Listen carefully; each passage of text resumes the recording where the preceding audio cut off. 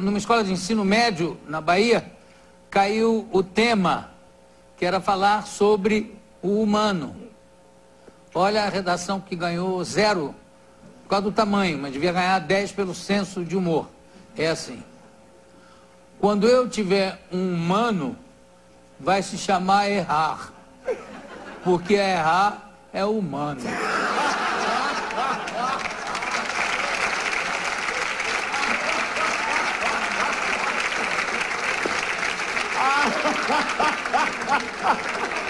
E perdoar é divino. E falando em divino, está aqui o padre Fábio de Mello. É pra cá!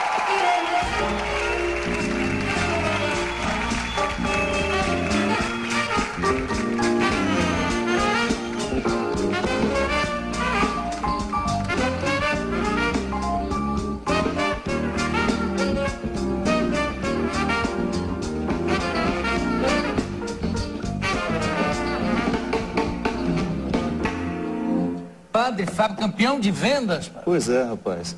Olha, que maravilha isso. Graças a Deus, no ano passado a gente encerrou o ano. Na verdade, eu lancei o CD Vida, que é a base desse DVD. Nós lançamos em outubro e a gente encerrou o ano em primeiro lugar, graças a Deus. Aí esse ano já começamos bem também. Gravamos em janeiro e já estamos também com um DVD de diamante, Eu e o Tempo. DVD de diamante. O DVD de diamante é depois do DVD de como é que é? 250 mil cópias, né? Porque o DVD conta diferente do CD. O CD de diamante são 500 mil cópias e acima disso. O DVD, para ser diamante, ele tem 250 mil cópias. Porque por causa da pirataria, a regra baixou um pouco, né? Antes também era 500 mil cópias. E aqui os dois são DVDs ou um é... Não, um é um CD ao vivo. Aqui é o CD, né? Na verdade, aí você tem uma edição especial que pode ser comprada separado também, o CD e o DVD. Mas nesse caso vem tudo, tem um bookzinho com umas mensagens, um trabalho mais elaborado. Aqui as fotos. Onde é que você... E aqui tem um livro também? Esse é um novo livro, Joel. Tem 6 livros publicados. Fábio de Mello, Gabriel. É uma parceria com o Gabriel Chalita, escrevemos sobre os medos contemporâneos, no formato de cartas, né? Trabalhando um pouco o contexto da teologia, da filosofia, da literatura. Uma conversa mais informal sobre algumas questões que nos assustam nos tempos de hoje, né? Tem algumas questões que não nos assustam, né? Algumas nos alegram, né, também, né? Se bem que toda alegria é uma forma de espanto, né? Interessante isso na filosofia, o assombro, né? O assombro é sempre a experiência do encantamento, né? Agora, Padre, você falou uma coisa interessante, falou em filosofia, falou em teologia. Teologia é uma coisa que sempre a mim me surpreende, porque é tratar como, quer dizer, ciência teológica, tratar como ciência o sobrenatural, né? Não estou falando do mágico, estou falando do sobrenatural. E colocar como ciência e às vezes colocar alguns dogmas da Igreja Católica que são absolutamente contrários a uma realidade de evolução da natureza. Como é que um padre convive com essa dualidade? Primeira coisa, Ju, eu sou professor de teologia, né? A minha especialidade é antropologia teológica. No tempo que eu dei aula, eu sempre dizia para os alunos que a primeira coisa que nós precisamos nos despir é dessa arrogância de que nós somos proprietários da verdade suprema, né? E que a teologia é sempre uma palavra sobre Deus. Nunca a palavra definitiva, e por isso que nós vivemos esse processo de evolução das ideias também dentro da teologia. O dogma, nós dizemos que é uma verdade que já está estabelecida, mas o que nós podemos saber sobre esse dogma ainda está em processo de vir a ser.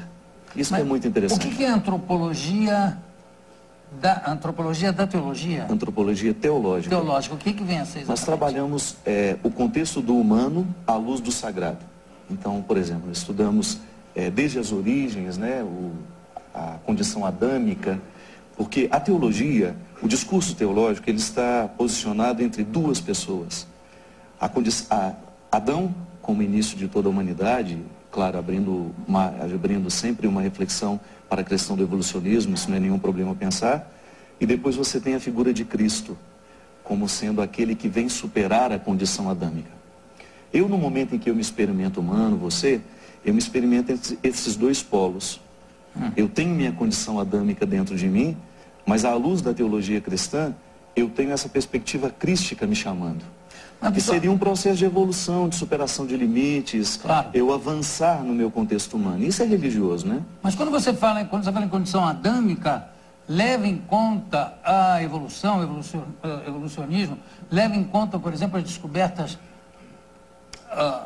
antropológicas, inclusive, de um Teilhard de Chardin. Claro, com certeza. Leva em conta tudo isso, quer dizer, o Homo erectus. Por que chamar de Adão, já que Adão é colocado, hoje em dia, inclusive pela própria igreja, é reconhecidamente colocado como uma imagem simbólica, uma coisa, não é, fabulesca. Mas, no entanto, continua um nome.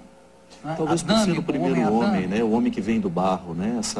Essa compreensão. Porque a metáfora é muito importante para a gente compreender a teologia. Nós não temos como fazer da teologia fora da metáfora. A construção da linguagem metafórica ela é muito sugestiva sempre no contexto da teologia. E quando nós temos essa figura de Adão, e Teilhard de Chardin, ele é um especialista, tanto na biologia como também na teologia, porque ele foi teólogo também, ele fala da cristificação do universo. O Cristo cósmico. Justamente. Que já tem uma questão holística nisso também. É muito interessante. Teilhard de Chardin tinha uma sensibilidade muito grande com a ecologia, com esse discurso, Jô, que eu até digo que nós fomos muito omissos durante muito tempo. Não, os próprios livros do Teilhard de Chardin foram proibidos pela igreja durante anos. E mesmo assim ele continuou como padre e depois foram permitidos ainda, com ele ainda em vida, etc.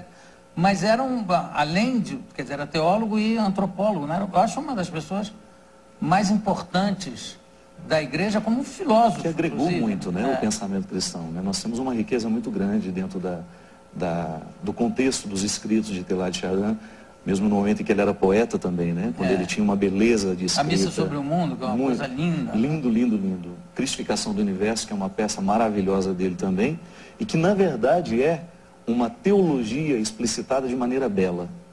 Porque eu acho interessante, sabe, Jô, o grande desafio nosso, que trabalhamos com o discurso religioso de maneira geral, é a gente resgatar a dimensão da beleza. Me incomoda muito o discurso religioso, que é muito duro, que esquece um pouco o contexto da simbologia, porque ele acaba ficando diabólico também, né? É um perigo. Religião não é garantia de nada, né? Quando nós sentimos que o discurso religioso, ele pode autorizar e até mesmo instalar dentro do contexto social o discurso diabólico. Bom, mas aí é quase que uma negação impossível do se separar. Né? Eu não sei se chega a ser uma negação ou se não é também uma confirmação. Quer dizer, não há sombra sem luz. Justamente. Né? Mas quando eu digo diabólico, é quando eu percebo que, ao invés de unir, ele separa. Certo. Né? Quando você percebe, por exemplo, que às vezes, nas religiões, a gente tem um retorno ao tribal, né? Quando eu me considero melhor que o outro, eu me considero mais verdadeiro, eu me considero mais santo, e em nome dessa santidade, em nome dessa couraça, né, eu me sinto no direito de desprezar o que é diferente de mim. Tenho muito medo, sabe, quando o discurso religioso, ele se transforma em uma arma mortífera dentro do contexto social. Agora, e a teologia nos sugere o contrário, né, para aproximar. É tão bonito você perceber a própria evolução da igreja, quando ela se compreendia como barca de Pedro, e depois na compreensão do Concílio Vaticano II como povo de Deus, né? Isso é muito bonito, né? Agora, a gente descobrir essa evolução. Eu sinto falta da igreja de Pedro.